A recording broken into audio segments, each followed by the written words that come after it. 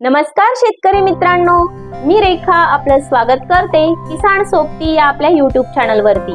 मित्रांनो, आपल्या सोयाबीन पिकाच्या संरक्षणासाठी आणि निरोगी सुरुवातीसाठीचे पहिले पाऊल म्हणजेच बीज प्रक्रिया। म्हणूनच आजच्या व्हिडिओमध्ये सोयाबीन मध्ये FIR ही तिप्पट बियाणे प्रक्रिया का करावी आणि कशी करावी याची सविस्तर माहिती पाहूया।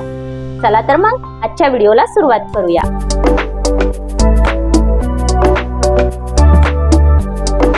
मित्रांनो, सर्वात अगोदर आपण पाहूया की सोयाबीन मध्ये बियाणे प्रक्रिया का महत्त्वाची आहे। जर का आपण बियाणे प्रक्रिया न करताच पेरणी केली तर त्यामध्ये बुरशी आणि किडीचे संक्रमण होण्याची शक्यता असते, ज्यामुळे की झाडांची संख्या कमी होते आणि उत्पादन घटते।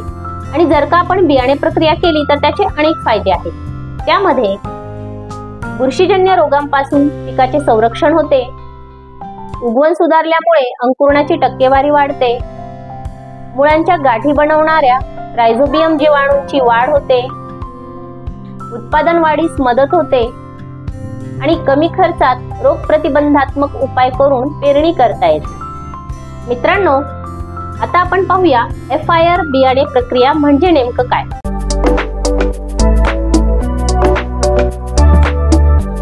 अगदी सोप्या भाषेत सांगायचं झालं तर FIR बियाणे प्रक्रियेमध्ये आपण बुरशीनाशके, कीटकनाशके आणि रायझोबियम सारखे जे जैविक घटक आहेत त्यांची बीज प्रक्रिया सोबतच करतो। पण यामध्ये एक ठराविक क्रम दिला जातो। त्याचा हेतू असा आहे की बुरशीनाशके हे जैविक घटकांच्या डायरेक्ट संपर्कात नाही आले पाहिजे, कारण रायझोबियम, अझॅटोबॅक्टर हे पण एक प्रकारचे बुरशीच आहेत। जर का ते बुरशीनाशकाच्या संपर्कात आले तर ते कार्यशील राहत नाहीत।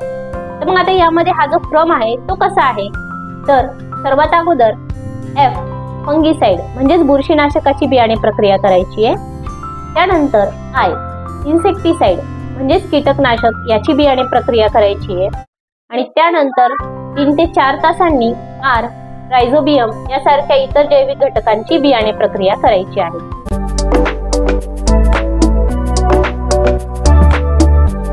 आता आपण बुरशीजन्य बियाणे प्रक्रिया पाहूया।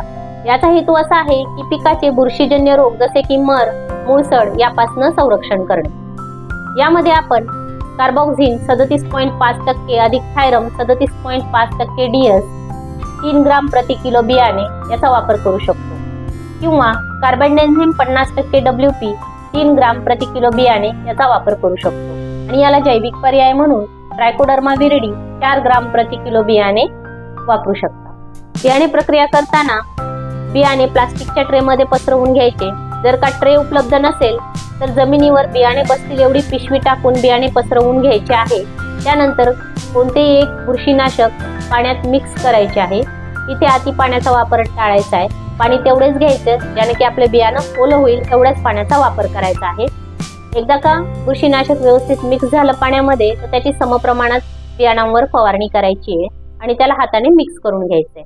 आता इथे आपण बियाणे प्रक्रिया करताना हातमोज्यांचा वापर नक्की करावा। जर का हातमोजे नसतील तर कॅरी बॅग जरी घालून केलं तरी चालेल। यानंतर बियाणे सावलीत वाळवायला ठेवायचे आहे आणि 30 ते 45 मिनिटांनी आपण दुसरी कीटकनाशकाची प्रक्रिया करू शकतो।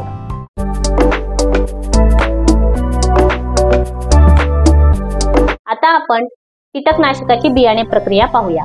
याचा हेतू असा आहे की जी सुरुवातीची कीड आहे, जसं की खोड आळी आहे किंवा इतर रसशोषक किडी आहेत, यापासून पिकांचा बचाव करणे। तर यामध्ये आपण इमिडाक्लोप्रिड 600 FS 5 मिली प्रति किलो बियाणे वापरू शकतो, किंवा थायोमिथोक्झॅम 30 FS 10 मिली प्रति किलो बियाणे वापरू शकतो। बुरशीनाशकाची बियाणे प्रक्रिया झाल्यानंतर कीटकनाशके थोड्याशा पाण्यात मिक्स करायचे। इथेही तेवढेच पाणी वापरायचे जेवढ्यानं आपले ते बियाणं ओलं होईल, अति पाणी वापरायचं नाही। आणि एकदा का कीटकनाशके व्यवस्थित मिक्स झाले की ते समप्रमाणात फवारून ते बियाणे हाताने मिक्स करून घ्यायचे आहे आणि त्याला सावलीत वाळवत ठेवायचं आहे।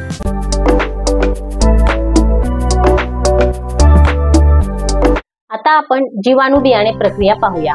याचा हेतू असा आहे की नत्र स्थिरीकरण आणि मुळांवर गाठी निर्माण करून उत्पादन वाढीस मदत करणे। यामध्ये आपण रायझोबियम जॅपोनिकम 25 ग्राम प्रति किलो वापरावे, जे की नत्र स्थिरीकरण करण्यास मदत करते। आणि PSB म्हणजे फॉस्फेट सोल्युबलायझिंग बॅक्टेरिया हे देखील 25 ग्राम प्रति किलो बियाणे वापरावे। यामुळे पिकास फॉस्फरस मिळण्यास मदत होते। आणि यात आपण मायक्रोरायझाचं जर वापरलं मायक्रोरायझा 10 ग्राम प्रति किलो बियाणे तर यामुळे मुळांची वाढ होण्यास मदत होते. रायझोबियम आणि पीएसबी बियाणे प्रक्रिया ही बुरशीनाशक आणि कीटकनाशक प्रक्रियेनंतर 24 तासांनी करावी.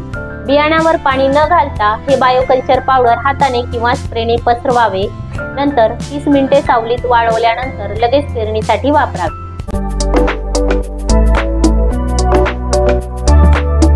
मित्रांनो, आता आपण FIR बियाणे प्रक्रिया करताना कोणती काळजी घ्यावी ते पाहूया. यामध्ये सर्व बियाणे प्रक्रिया योग्य क्रमाने करावी. बियाणे प्रक्रिया करताना बियाणे जोरात घासू नये. त्याचे टरफल नाजूक असल्यामुळे उगवण शक्तीवर विपरीत परिणाम होऊ शकतो. प्रक्रिया केलेले बियाणे लगेच पेरावे. 24 तासांपेक्षा जास्त वेळ ठेवू नये. वापरलेल्या औषधांची कालबाह्यता तारीख म्हणजेच एक्सपायरी डेट तपासून घ्यावी. तर शेतकरी मित्रांनो, योग्य बियाणे प्रक्रिया केल्यामुळे सोयाबीन पिकाची चांगली वाढ होते, उत्पादन वाढते आणि खर्चात बचत होते. मित्रांनो, माहिती आवडल्यास व्हिडिओला लाईक करा आणि आपल्या जास्तीत जास्त शेतकरी मित्रांना शेअर करा आणि अशाच माहितीसाठी किसान सोबती या आपल्या चॅनलला सबस्क्राईब करा. चला तर मग भेटूया आपल्या पुढच्या व्हिडिओमध्ये. तोपर्यंत नमस्कार.